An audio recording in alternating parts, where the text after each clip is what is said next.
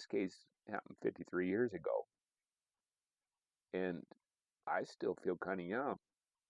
So it's a strange dynamics of age and time. Bruce LePage has been on a half-a-century search for justice for his sister Joyce. Someone goes in and notices this piece of carpet has been cut out of the floor. It's an older piece of carpet. And they report, hey, there's this piece of missing carpet in Stevens Hall. It was the summer of 1971, and Joyce LePage was attending summer classes at Washington State University.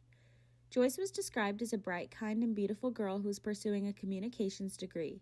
Joyce was supposed to head home to the Tri-Cities to attend the water folly races with her family. When Joyce didn't show up, her family reported her missing. We just knew that something was seriously had happened because Joyce would have contacted us. She had no reason not to. The search for the 21-year-old student began. The young girl had gotten her pilot's license when she was just 18, and July 24th she had been scheduled to do her first skydiving jump. Joyce had never shown up for the jump, and the last day anyone had seen her was July 23rd. Joyce grew up in Pasco, Washington. She was raised among 5 siblings who all got their pilot's licenses. She grew up working on their family farm. We all grew up on the farm, so we did simple things with fun time. We'd go ahead and go swimming in ponds. We had 3 different raccoons. They'd go with us at different times. Bruce's first year at WSU was Joyce's junior year. The two traveled down to Pullman together to live out their school year. This would have been both their last years at WSU. Well, and I never finished that first year because my dad broke his kneecap. Bruce headed back to Pasco in March to help work the family farm, and Joyce continued her studies into the summer. The family had ties to Pullman long before Joyce. Joyce's grandparents lived and worked in Pullman dating all the way back to 1927. Joyce's mother was raised in Pullman before moving to Pasco. 3 of Joyce's siblings also attended WSU. 9 months after Joyce went missing in April of 1972, a boy from Moscow and his mom were searching for agates in the Wawai Canyon just 10 miles south of Pullman. They stumbled across a piece of carpet and inside found what they believed to be human remains. After notifying the police, Whitman County sent the remains to Washington, D.C., where they identified the body as Joyce LePage. Some of her remains get sent off to the FBI crime lab in Quantico. They determined that there's at least puncture wounds to the ribs that they have that they can look at. And so exact and precise cause and manner of death, and where and how, those are all still kind of not 100%. The missing persons case was then a homicide case. At that point, authorities are able to actually put together a pretty good timeline, because we also know that the carpet is missing probably sometime between the 22nd and 23rd. Joyce LePage ends up in that carpet, rolled up and in that canyon. And so they're able to then start working that case. Stevens Hall during the summer of 1971 was under construction. The piece of missing carpet that had been reported turned out to be the same one Joyce was found in. Investigators found that Joyce liked to go into Stevens Hall to play the piano during the construction. They also found that Joyce could have been staying in Stevens some nights and sneaking in.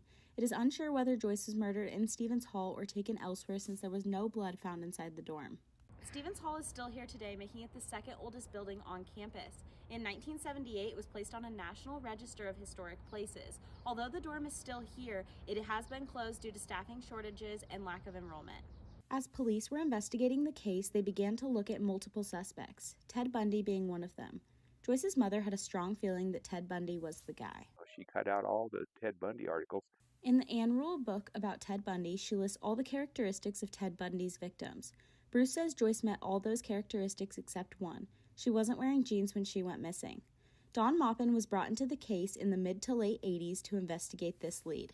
But investigators, including Don Maupin, were sure of other leads. Since Joyce had not been found for 9 months after she was murdered, it was hard to find much evidence. After investigating their leads, police hit a dead end.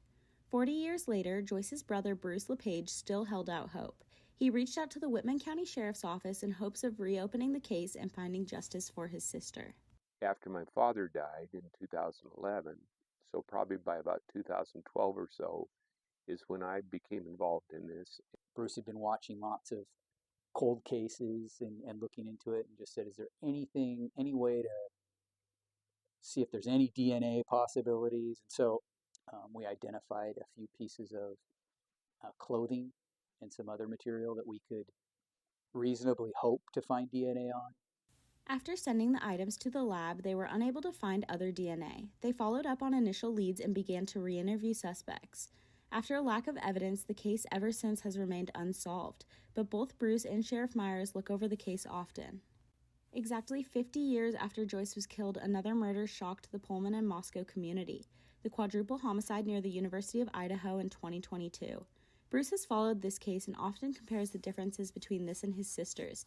He looks at how different the times are and how the University of Idaho case was able to gather evidence so quickly. The comparison of the detectives' capabilities now compared to then, because now they're being anybody wants to use a cell phone, they're being pinged at. You don't know where all the cameras are sitting in people's houses or at businesses, that sort of thing. Although the case is 50 years old, it does remain opened, and Sheriff Myers hopes to bring that justice to Bruce and his family. And I would love to see this case come to close and with an arrest and some answers for the family, especially for Bruce. Bruce still carries his sister's memory to this day. He tells stories about their life working on the family farm, the love and closeness him and his siblings would share, the year him and Joyce got to share at WSU together, living just one dorm building away from each other. He also always notes what a great, bright future Joyce would have had. She would have married a great guy. I had thought she'd be an educator, but I'm not. She could end up being an airline pilot. She could have been a flight instructor. Anything she wanted, because yet she was fearless. There was nothing scared her. She was getting ready to do her parachute jump. Well, shoot, I wouldn't do that myself. Bruce holds out hope that someone knows something about his sister and may eventually tell it. He has a $100,000 reward for anyone who leads him to his sister's murderer. I'll leave that on for the rest of my life. It hadn't cost me a penny yet, so hey, I'll ride this pony on out to the end. Although the case hasn't gotten the ending it should have, something beautiful has come from it, a friendship. Bruce and I have worked closely on this case together. He's been in my office numerous times. I've given him full access to the case. I send him Christmas cards. He sends me a Christmas card. We talk about salmon fishing and things like that. Bruce's kindness, compassion, and dedication has connected so many people to help in this half-a-century search for justice. From Murrow News 8, I'm Lana Fielding.